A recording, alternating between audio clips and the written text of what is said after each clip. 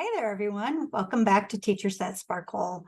This week, we're going to be talking about something super important, another one of our top 10 things that if you can master, will help you be the very best in your classroom. So let's get started. Last week, we talked about communication. We talked about the fact that, in my opinion, the more you communicate, the better. People don't like surprises. Think about your own self.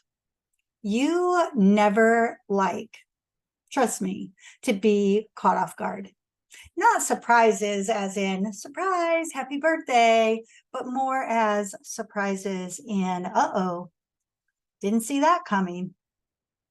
And this week, we're going to kind of stay with that theme of communication. However, we're going to change the context a little because it's all about communicating your expectations. It is so important that before you start a school year, that you set up the expectations for your classroom. Now, could you do it later? If you had not done it beforehand, and if you're listening to this today and you go, "Ooh, maybe that's where I went wrong," do it now. Absolutely do it now.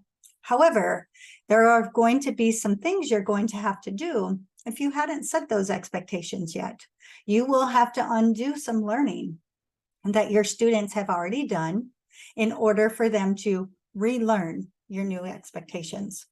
But that's a topic for another day. What we're talking about today is we're going to pretend like you have had it all together and you got those expectations in place from day one.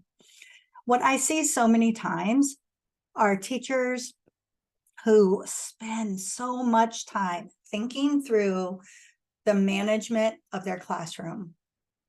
They're thinking through, and you're going to hear ding in a minute, so just ignore it. It's my laundry. I'm doing laundry and multitasking today. But they think through the layout of the classroom. They're very cognizant of, okay, if students are here, can I see everything? They're very organized when it comes to where are student supplies, how will they have access to them, what kind of distractions can I try to alleviate while I'm teaching. They think through the whole process of engagement, because if students are engaged in the learning and they're actually feeling successful and enjoying the time in the classroom, then they're not going to want to misbehave and be sent out. I see it every year that those things get done, and they get done very, very well. I also see every year that the first week or two of school, everybody is so on top of communicating expectations, practicing what processes and procedures look like in the classroom, what is expected, what is not expected, being able to talk through when something goes wrong, taking that time to actually teach children, this is wrong, this is why it's wrong, this is right, this is why it's right. And then real life happens. We start to get into heavier curriculum. We start to get into the routine of everything. Everyone gets a little more comfortable. People start to get tired. We've all been there, y'all. If you've been in a school at least 1 year, you know that that is true. Now, not for everybody, because the most successful teachers know this secret. Once you set those expectations, once you communicate them, once you practice them, once you put them in place, you have to continue to do this on a regular basis.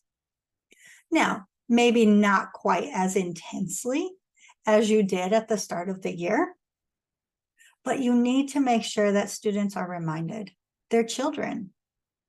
I even remember my first couple of years as a principal, I would get a little bit frustrated because I would be thinking, I'd sit in my office at the end of the day reflecting, going, why are the teachers not doing this? I've told them. But sometimes we all need those gentle reminders, right? We all need to hear things, see things over and over and over for it to actually become, this is how we do things in our classroom. And for those classrooms that are very successful, for those teachers that are enjoying their job, love doing what they're doing with their children, and getting actually some pretty amazing academic results, they understand this. So how can we do this? Because you can't just stand in front of a group of kids every single day and say the same thing over and over and over, right? So let's talk about this a little bit. I didn't do this my first year, so please don't feel like you're being judged or anything. I can speak to this because I actually had to go through the learning curve of the whole thing. But what I did learn is that students love to role play. They love to be silly. They love to have fun. So something that I enjoyed doing with them is I had time built into my week where we would actually role play. When we break a rule, this is what happens. When we do the right thing, this is what happens. And I would choose children, typically children that like to get in trouble a little bit, to be able to do the right thing and model that, and vice versa. But they would model that and do these little scenarios and do this role play. And they used to love this. And they also had to, if they were going to be part of this, explain why they were doing what they were doing.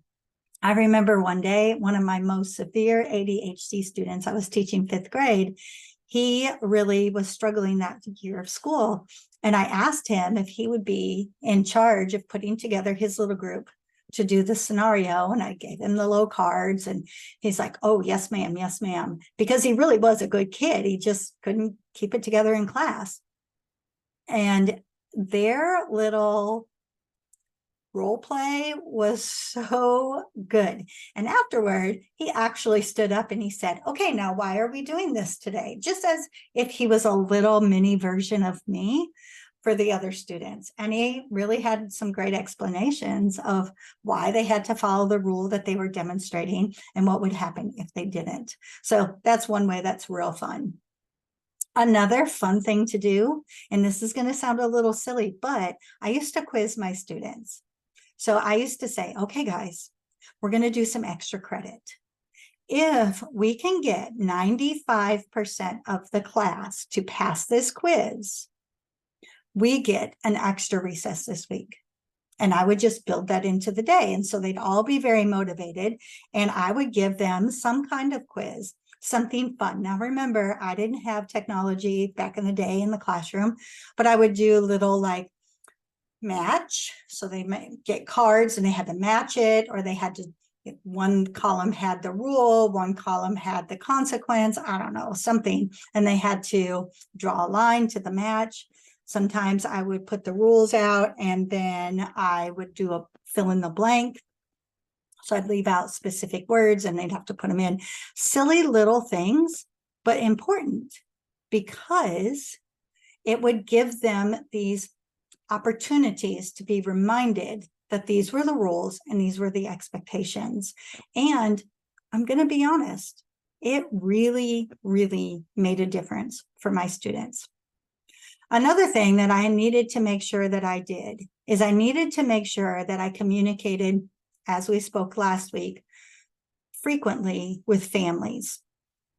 When parents knew I was giving them feedback on positive behaviors in addition to the challenges that we were having in the classroom, they got on board with me. Now, I typically had a class of ESL students, so my family spoke Spanish at home. I do not speak Spanish, but it didn't matter. We were still on the same page because the children were very excited about sharing any feedback that I sent home, or would help me translate at the end of the day when parents would pick up, or I would find a colleague if I had to make a phone call, of course. But what we found is that the more I communicated with the families in regard to student behavior, the better behavior I would see in the classroom. Now, those are just 3 little suggestions. There are so many ways that you can make this a fun activity built into your school day that won't take up a lot of time, especially if you do this regularly. Those activities I did, they took just a few minutes, and it would be at the end of the day or after lunch or sometime where I could purposefully put them into my schedule. But the most important takeaway from today is that in order to have the most successful classroom, you need your students listening to you, respecting each other, paying attention, and engaged in the learning. And in order to do so, you need to have systems set up and in place so that everything can run smoothly. And you need to remember, children are humans, and they're little humans, and they have to be reminded so many times. Don't ever expect that they're just going to know, and do it in a way that makes sense for them, not in a way that's punishing or harsh, because really and truly, none of us want to learn that way, right? We're going to shut down immediately, and so will your students.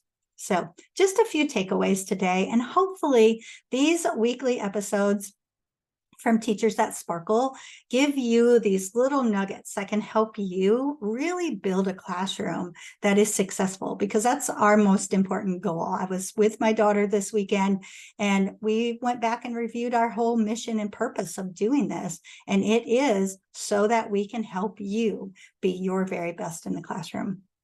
All right, y'all. Thanks for joining in for another week, and we'll see you next week right here on Teachers That Sparkle.